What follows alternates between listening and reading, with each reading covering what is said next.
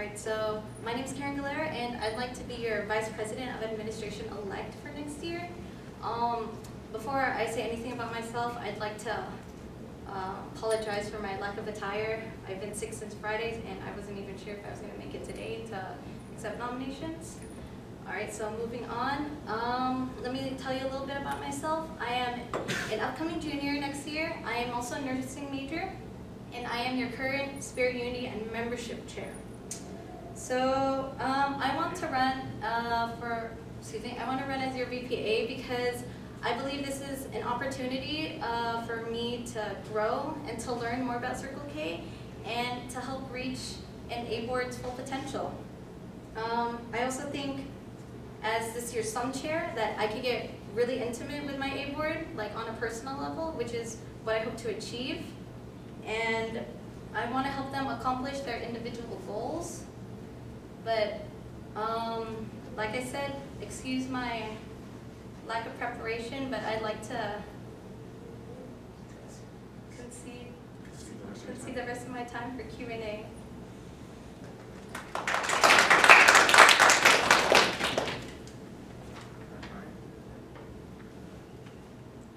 Yeah. All right. What are some of your strengths as a leader, and how will you use it to benefit your A board next year? Okay, my biggest strength would probably be my outgoing personality and my social skills, because I feel like it'll benefit my A board, because I don't want them to fear going up to me, don't want them to fear asking me questions or having them fear asking for help. So I hope to utilize that, make sure that the A board is comfortable with me being their VPA. I understand that you have a job and are also a student. So how do you intend to organize your time as VPA? Well, like with all priorities, we have to make sacrifices. You don't go to sleep as much as you want to because you have to study, because that's a priority. With being Vice President of Administration, I'd make my sacrifices accordingly. I'd make time for them. Me. So, scenario question. What will you do if more than half your A board decides to drop from the positions? 6 people. Well,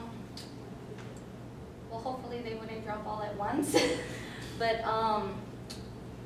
well, there's nothing we could really do except I'd probably ask help from my E board, ask them to help me try and cover whatever duties that need to be done at that time for those 6 chairs. But at that same time, I would probably send out an application immediately to try and fill those spots, because we can't hold that responsibility for too long. John? What is the most important tenet in your opinion?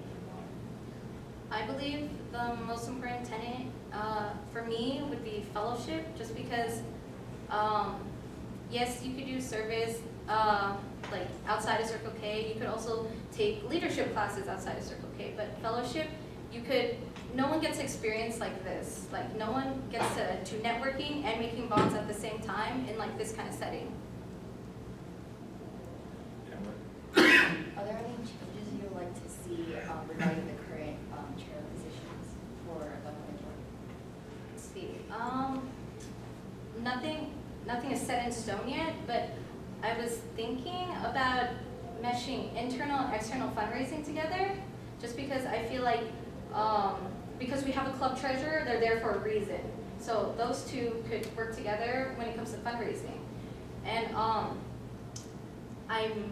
like I said, nothing's set in stone, but possibly add a serenade chair, just because it is our largest fundraiser of the year, and we've had Kevin Chong chair it a past couple of years, and I know he'll still be here, but I feel like if it's enough duty for one person for a whole year, because it is the largest fundraiser and it is a lot of work, and it takes a lot of planning too.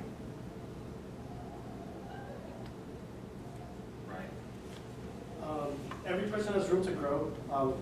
As such, what do you see as one of your weaknesses, and how will you help it? How will you adapt to it in the upcoming year? What is my weakness? Let's see, probably time management. like I know I said I'd prioritize, and that's what I'm hoping to do as VPA, is learn to prioritize better, because like Roy said, I do work, I do go to school, and we all have family obligations, and I do tire out, like physically easily, so I try to, I want help from my E-board and A-board to help me prioritize what I have to do.